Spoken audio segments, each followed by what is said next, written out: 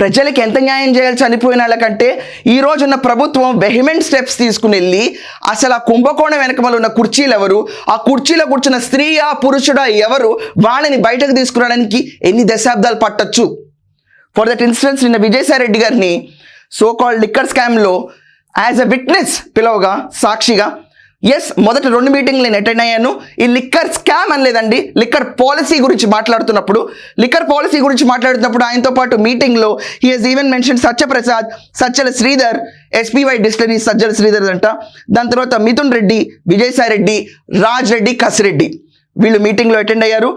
And basically they have even asked IAS officers కానీ, ఓఎస్డీస్ కానీ, ధనంజయ్ కానీ, కృష్ణమోహన్ కానీ ఎవరైనా అటెండ్ అయ్యారా మీతో సెకండ్ మీటింగ్లో అంటే నాకు గుర్తులేదు, గుర్తొస్తే చెప్తానని చెప్పి విజయసాయి రెడ్డి గారు పేర్కొన్నారంట ఆ విషయంలో. And Raj Reddy, Kasireddy kick backs అనేవి ఎలా తీసుకొచ్చారు, ఎలా చేశారు అంటే లిక్కర్ పాలసీ మేకింగ్లోనే సెకండ్ మీటింగ్ తర్వాత నేను లేను, so how will I know about the kick backs అని చెప్పి ఈయన చెప్పారంట. ఇదంతా కాకుండా మళ్ళీ ప్రశ్నించారంట ఈ కిక్ బ్యాక్స్ ఎక్కడికి వెళ్ళి అని.